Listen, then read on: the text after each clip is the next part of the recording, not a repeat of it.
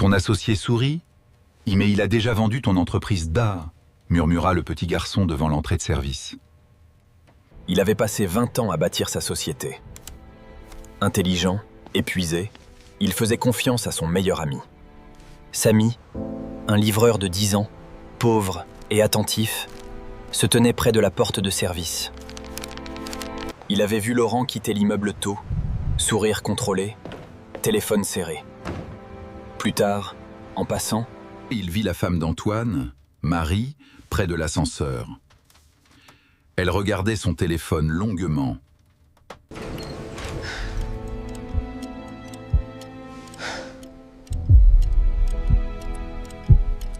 Qu'après une longue attente, la voisine affirmait avoir vu Marie regarder son portable, attendre, puis appeler. Quelque chose venait de se briser en lui. La trahison n'avait pas crié. Elle avait souri. Antoine écouta Samy quand il raconta ce qu'il avait vu. Au début, il ne le crut pas. Et Ces enfants inventent n'importe quoi pour un pourboire, Toya. dit Laurent en souriant aux employés. Tu vas croire un livreur plutôt que ton meilleur ami Pagin? Antoine ne répondit pas. Il avait trop appris à faire confiance. Samy parla pourtant. Son père avait perdu un petit atelier quand un ami avait vendu ses plans. Samy connaissait la trahison.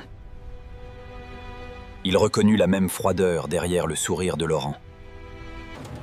Il raconta aussi que, la nuit précédente, il avait entendu Laurent dans un café parler d'un rendez-vous avec un concurrent. Ce soir-là, Antoine ne dormit pas. Avec Clara, sa directrice technique, et Maître Delorme, son ancien avocat, Il commença une enquête discrète, propre, sans violence. Ils vérifièrent les accès de serveurs, les horodatages, les transferts financiers. Rien d'illégal à montrer aux autorités, mais assez pour suivre une piste. Ils trouvèrent des preuves simples et nettes, des fichiers stratégiques téléchargés tard la nuit depuis le bureau de Laurent, des emails effacés. Et un paiement suspect vers une société écran liée à un concurrent, Medaxis. Ils découvrirent aussi des réservations d'hôtels où Laurent avait rencontré des cadres de ce concurrent. Chers auditeurs, si vous appréciez cette histoire, n'hésitez pas à laisser un j'aime et surtout à vous abonner à la chaîne. Cela nous aide beaucoup. Maintenant, poursuivons. Antoine monta un piège. Avec Clara, il créa un faux dossier, un document stratégique sensible, traçable, accessible seulement par l'ordinateur de Laurent. Maître Delorme prépara le cadre légal, l'API. Toute nouvelle transmission serait enregistrée et présentée au conseil et à la police. Ils attendaient. Le grand conseil arriva. Laurent, sûr de lui, proposa une vente partielle et fit pression pour évincer Antoine. Arguant de sa fatigue. Pour la première fois, son sourire lui fit peur. Antoine resta calme. Il demanda la parole et présenta, silence après silence, les preuves là. Les logs, les transferts, les réservations. Puis le document piégé, déjà transféré par Laurent au concurrent. La salle se figea. Laurent pâlit. Quelque chose venait de se rompre en lui.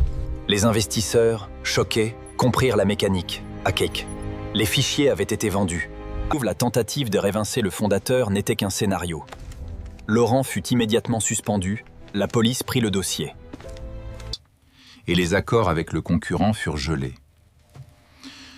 Antoine perdit peut-être l'illusion d'un ami, mais retrouva sa dignité et l'entreprise. Il ne chercha pas seulement justice pour lui-même. Il pensa à Samy. Il rencontra la mère du garçon, une femme fatiguée travaillant en horaires découpés. Antoine versa une bourse.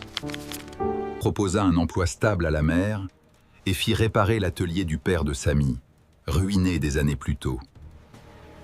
La femme de Dominique, non, de Marie, fut confrontée à ses choix. Elle n'était pas poursuivie pénalement, mais la vérité avait brisé son couple. La leçon fut douloureuse.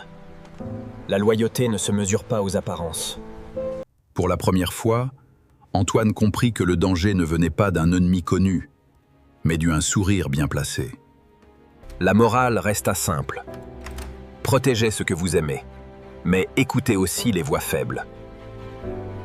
Samy, de livreur, devint un jeune stagiaire dans le service technique, curieux et prometteur.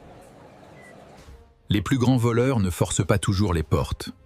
Parfois, ils entrent avec un sourire et vous appellent mon ami. Fin de l'histoire. Ceci est une histoire fictive créée pour toucher nos cœurs. Pensez-vous qu'Antoine a eu raison de croire Samy Dija? Auriez-vous soupçonné votre meilleur ami dans une situation pareille, mi-quoi? Partagez votre avis dans les commentaires.